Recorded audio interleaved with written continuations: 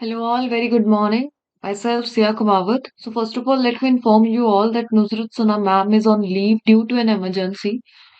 So for the next upcoming days, I will be taking this daily current affairs analysis. So let's start with the very first question.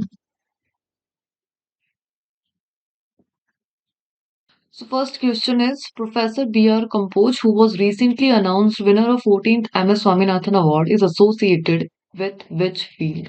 So B R Kamboj की बात की जा रही है जो कि professor हैं रिसेंटली इन्हें मिला है 14th एमएस स्वामीनाथन अवार्ड किस फील्ड से एसोसिएटेड है ये सो आंसर होगा एग्रोनॉमी सो प्रोफेसर है ये कहा कि vice chancellor of the Chaudhary Charan Singh Haryana agriculture university so Haryana से रिलेट करते ये हरियाणा यूनिवर्सिटी के वाइस चांसलर रिसेंटली इनको मिला है 14th MS Swaminathan award honored with the MS Swaminathan Award, a prestigious recognition in the field of agronomy.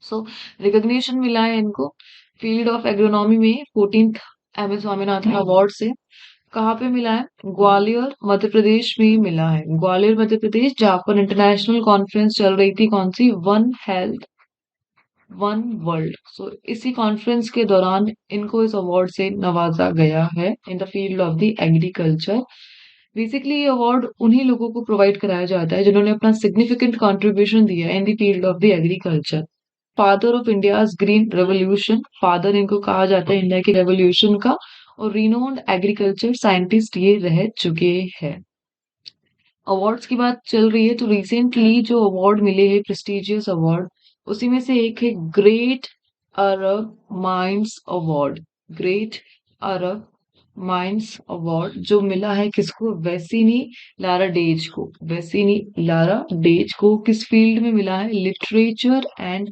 Arts के फील्ड में मिला है नेक्स्ट अगर हम बात करें तो impact fielder of the ODI series recently ये अवार्ड भी किसको दिया गया था साई सुदर्शन को दिया गया था फाइन आगे बढ़ते नेक्स्ट क्वेश्चन पे सो नेक्स्ट है which state has recently become the first state to map all accidental black spots on the Mappls app so India का पहला स्टेट कौन है जिसने अपने सारे एक्सीडेंटल ब्लैक स्पॉट को मैपल ऐप पर मेजर कर लिया है रजिस्टर करवा दिया है सो आंसर होगा पंजाब सो पंजाब भारत का पहला स्टेट बन गया है जिसने अपने ऑल एक्सीडेंटल ब्लैक स्पॉट्स को मैपल ऐप पर रजिस्टर करा लिया है ये जो मैपल ऐप है it is one type of navigation app जिसको किसने डेवलप किया है मैप माई इंडिया ने सो मैप माई इंडिया ने डेवलप करा है मैपल ऐप को नेविगेशन सिस्टम है developed by the map my India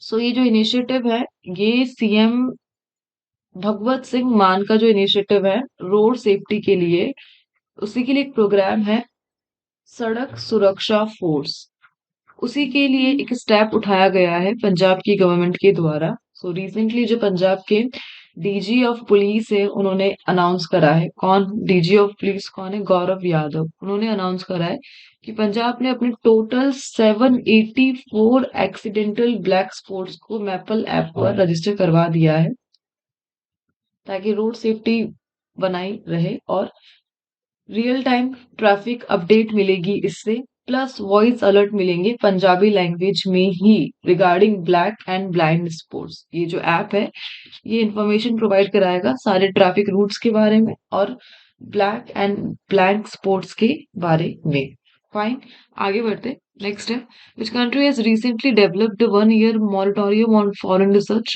entering its water सो किस कंट्री ने रिसेंटली 1 साल का रोक लगा दिया गया है अपने वाटर एरिया में किसी भी फॉरेन रिसर्च शिप के एंटर होने से सो आंसर होगा इसका श्रीलंका सो रिसेंटली श्रीलंका ने 1 साल का मॉरिटोरियम लगा दिया है फॉरेन रिसर्च शिप पर जो कि इसके वाटर लेवल पर एंटर करेगी सो इसका जो रीजन बताया जा रहा है श्रीलंका की गवर्नमेंट की तरफ से वो बताया जा रहा है कैपेसिटी बिल्डिंग सो भाई इनको कैपेसिटी बिल्डिंग करनी है दैट्स वाई 1 साल का रोक लगा रहे हैं ताकि इनके लोकल रिसर्चर्स को अपनी कैपेबिलिटीज इनहेंस करने के लिए अलाउ किया जा सके दैट्स द रीजन जिन्होंने जिसको श्रीलंका ने बताया है बट इसके पीछे कंसर्न बताए जा रहे हैं इंडिया के सो एक्चुअल रीजन बताया जा रहा है कि इंडिया के जो बढ़ते कंसर्न है कि चाइनीज रिसर्च वेसल उनके बढ़ते ऑपरेशन इंडियन ओशन में चाइनीज रिसर्च वेसल के बढ़ते कदम के कारण इंडिया का जो कंसर्न है उसी का रिस्पॉन्स है श्रीलंका की तरफ से इंडिया के लिए, ये बताया जा रहा है।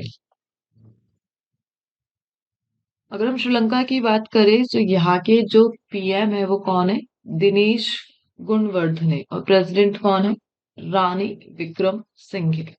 फाइन, आगे बढ़ते, नेक्स्ट है, which South American country recently emerging as the world's newest oil producer is advancing in cooperation with India in the oil gas sector? तो साउथ अमेरिकन कंट्री की बात की जा रही है जो कि रिसेंटली इमर्ज हुई है as the world's newest oil producer और इंडिया के साथ ऑयल एंड गैस सेक्टर में कॉपरेट कर रही है। आंसर होगा इसका Guyana. So south American country है गुआना। रिसेंटली इसने अटेंशन गेन किया है। दो रीजन है। पहला रीजन कि ऑयल डिस्कवरीज हुई है इस नेशन में बहुत सारी, और दूसरा प्रोडक्शन इंक्रीज हो गया है इन लोगों का। सो ऑयल डिस्कवरी और इंक्रीज प्रोडक्शन के कारण ये टेंशन में है। सेकंड, इन्होंने रिसेंटली स्ट्रैटेजिक पार्टनरशिप करी है इंडिया के साथ, वो भी हाइड्रोकार्बन फील्ड में। सो हाइड्रोकार्बन फील्ड में स्ट्रैटेजिक पार्टनरशिप के कारण ये अभी नाम में है, सुर्खियों में है।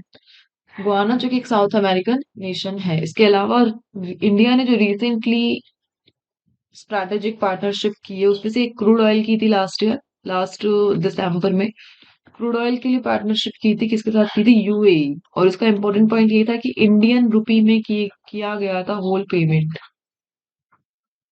Fine, highest number of oil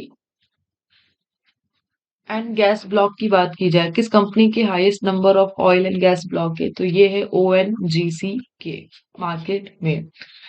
आगे बढ़ते हैं, नेक्स्ट है Petr Fiala the guest of honour at the 10th vibrant Gujarat global investor summit is the prime minister of which country?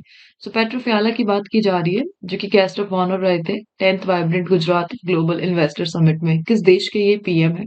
So answer होगा चेक रिपब्लिक। चेक रिपब्लिक के ये PM है। Check Republic जो कि एक यूरोपियन कंट्री है, European nation है ये। सो रिसेंटली जो यहाँ की पीएम है पेट्रोफियाला, उन्हें गेस्ट ऑफ ऑनर के रूप में इनवाइट किया गया at 10th vibrant Gujarat global investor summit. कहाँ पर? गांधीनगर, गुजरात में। इसके अलावा रिसेंटली होने वाला है 75th इंडियन रिपब्लिक डे। उसकी जो चीफ गेस्ट रहेंगे वो है फ्रांस के president Emmanuel Macron. Emmanuel Macron. Republic day का ये एडिशन रहेगा 75।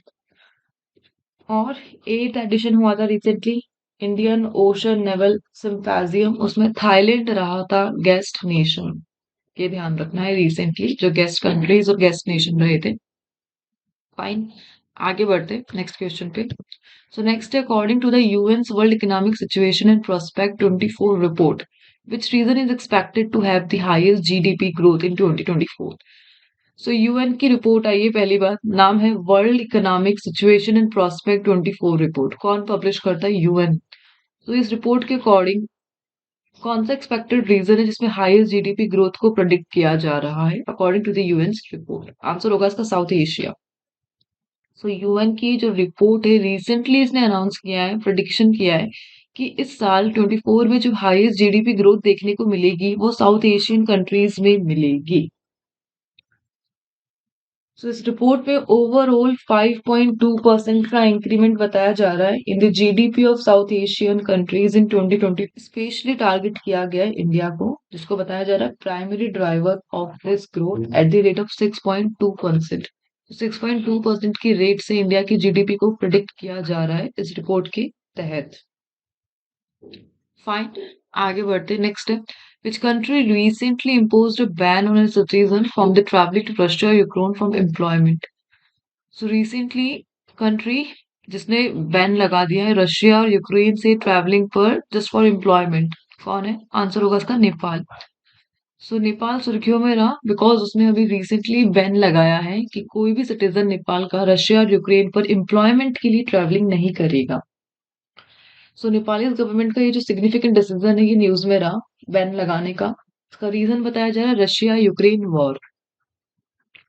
सो रशिया यूक्रेन वॉर जो चल रहा है उसी से अपडेट मिली है कि वहां के ये जो कंट्रीज है ये नेपाल के लोगों को एज अ सोल्जर रिक्रूट कर रही है अपने वॉर में लड़ने के लिए।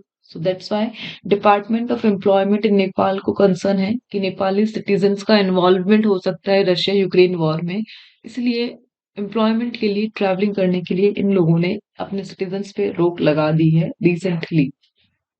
फाइन।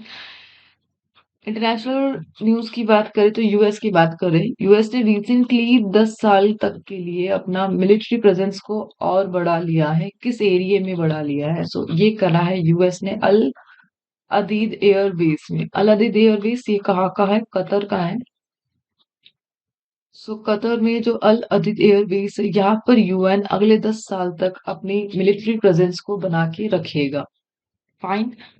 आगे बढ़ते हैं। Who has been named as the president designate for the 29th session of the Conference of the Parties COP29? So COP29 के लिए जो प्रेसिडेंट डेजिग्नेट है उसी के लिए अभी नाम सुर्खियों में रहा था, इनमें से कौन सा है? ऑप्शन होगा मुख्तार बाबिये। मुख्तार बाबिये बेसिकली ये अजरबैजान से बिलोंग करते हैं। अजरबैजान की जो ministry of ecology and natural resources है उसी के लिए मिनिस्टर रिस्पॉन्सिबल। इनको अपॉइंट किया गया है recently for the president designate. President नहीं, प्रेसिडेंट डेजिग्नेट के लिए अपॉइंट किया गया है, इनका नाम लिया गया है कि जो COP29 होगी उनके लिए प्रेसिडेंट के लिए इनका नाम रखा गया है। सो इनका जो बैकग्राउंड है वो ऑयल इंडस्ट्री से है।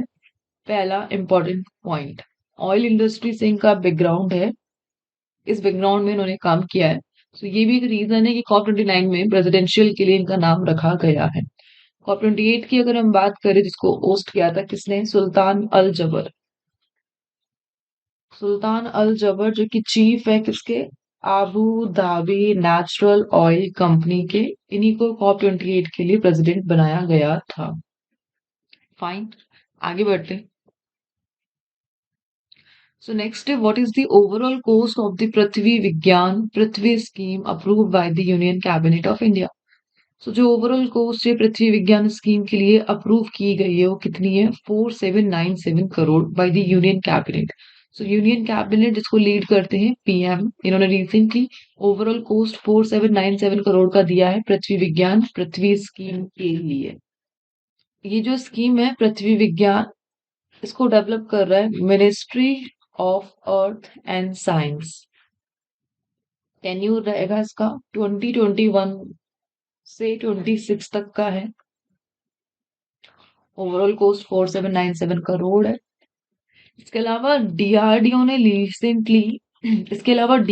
रिसेंटली लॉन्च किया है, डेवलप किया है very short range air defence system. पहला क्यों है? क्योंकि ये बन चुका है इंडिया का man portable air defence missile system. सो India's man portable air defence missile system को डेवलप करने वाला है DRDO, VSHORDAS के नाम से फुल फॉर्म है इसका very short range air defence system. Fine. Next question है which Indian organisation recently tested successfully a new kind of battery silicon high energy lithium ion cell featuring a silicon graphite composite as anode material? So किस Indian organisation ने recently successfully test करा है एक नई type की battery silicon high energy lithium ion cell? देखना ये silicon high energy lithium ion cell है, जो ट्रेडिशनल थी वो केवल लिथियम आयन सेल थी, जो फीचर कर रही है सिलिकॉन ग्राफाइट को एज अ एनोड मटेरियल। सो ये जो डेवलपमेंट है ये किया है रिसेंटली इसरो ने, Indian space and research organisation ने new kind of battery cell को डेवलप करा है जिसकी एनर्जी डेंसिटी बताई जा रही है 190 WH पर kg। ये इसकी एनर्जी डेंसिटी है। Silicon high energy lithium ion cell है जो कि फीचर कर रहा है सिलिकॉन ग्राफाइट कंपोजिट को एज ए एनोड मटेरियल। जो कन्वेंशनल मेथड था, ट्रेडिशनल मेथड था, वो था लिथियम आयन सेल का, और उसकी जो एनर्जी डेंसिटी थी वो थी कन्वेंशनल वे था, ट्रेडिशनल वे था, वो था लिथियम आयन सेल। उसकी जो डेंसिटी थी, एनर्जी डेंसिटी, वो थी 157 WH पर kg। बट इसरो ने जो रिसेंटली डेवलप करी है जो कि फीचर कर रही है सिलिकॉन ग्राफाइट को एज ए एनोड मटेरियल, उसकी डेंसिटी है 190। सो ये हो गया more effective and more efficient and cost effective new breakthrough in the field of space mission by the ISRO. So ISRO का ये बिग स्टेप है space mission में, और इस प्रकार ये जो ऑल्टरनेटिव है इसको डेवलप किया है इसरो ने। इसके अलावा एक चीज और न्यूज में रही थी जिसका नाम है, इसके अलावा भी न्यूज में रहा था ह्यूमनॉइड रोबोट अलोहा, जिसको डेवलप किया था Google deep mind and Stanford university ने रोबोटिक्स के फील्ड में।